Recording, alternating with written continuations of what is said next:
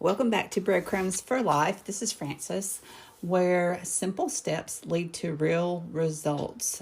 We're going to talk today a little bit about money, which is just still a learning process for me. But we're going to just discuss a little bit about how we need to face it and not let it spread. Whatever issues we have with money are going to continue on until we actually make the decision that that's enough. We've had it. Picture something with me. Imagine a tiny crack in the windshield. Just tiny, it's small, hardly noticeable. And you tell yourself, oh, that's fine, I'll deal with it later. But then the temperature drops or you hit a bump or time passes and that small crack now stretches across the entire glass. It happens, right? And that can happen with our finances too. Sometimes we make a mistake. We have a late payment. We get overdrawn. We have a rushed purchase. We ignore our budget. And instead of addressing it quickly, we just let it sit. We say, I'll fix it later, or we just ignore it, which is a horrible thing to do. I tell you from my own experience. We say it's not that big of a deal, that we'll catch up and we'll get serious next month. And while we wait, the issue continues to grow. And unfortunately, it grows into something bigger than you can handle. And it happens so fast. It feels like it happens so fast that you wonder, how in the world did this happen? But it will happen. It will grow. And then you'll be looking back thinking, man, I should have done something when I first ignored it. I should have thought about that decision a little bit more before I made it. Because one small money decision that's left unchecked spills into other parts of our lives. It can cause stress, avoidance, frustration, tension, not just with ourselves, but with those people around us. I've seen it happen time and time again. And sometimes we never learn those lessons that we need to learn about our finances. We continue to repeat the same mistakes over and over. And there's been times with my finances, I didn't want to face what was going on, what was wrong. So I didn't. And it just didn't affect me until it did. It didn't impact me until it impacted those that I love.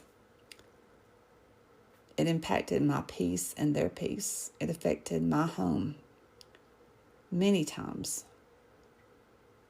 And I'm not sharing this to bring shame to anybody, but to bring hope. Because the truth is, we can face it early and we can fix it more easily. But if we do avoid it, it's going to spread. But wherever we are right now, you and I, in our finances, we can make a choice today to stop it, to face it, so that the spreading doesn't continue in our thoughts, in our daily choices, and even in our own identity and how we're seen by others. Because that's what wears us down the most. So today is a chance to stop that spread, to catch that crack before it reaches the edge. Let me ask you this. Is there a financial issue you've been avoiding? A number you don't want to look at? A bill you haven't opened? A budget you've let slide? You don't have to fix the whole thing today, but one small step can take you to a new shift, a new direction. It's not going to be cured in a day. It's obviously not. If you've got $50,000 or $60,000 in debt, you can't make that go away in a day. So here's some things to think about doing. Write down one thing you've been avoiding.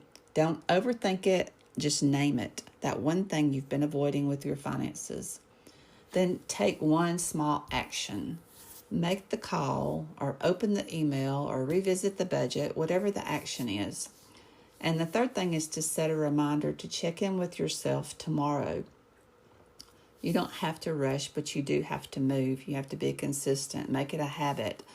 Be more aware of the feeling that you have right now because you've let it fester, and say, I don't want to feel this way again. I don't want to have this situation happen to me again, because it is a problem. It is a problem, and facing it now may feel uncomfortable, but waiting will only give it more room to grow, to get worse, to fester. Thanks for joining me today, and remember, the mistakes don't define your financial story, but avoiding them might shape more of your life than you intended. The good news is you can interrupt that pattern right here, right now, and that one step might just be the one that turns everything around. Until next time, keep following the breadcrumbs. Even the smallest steps matter.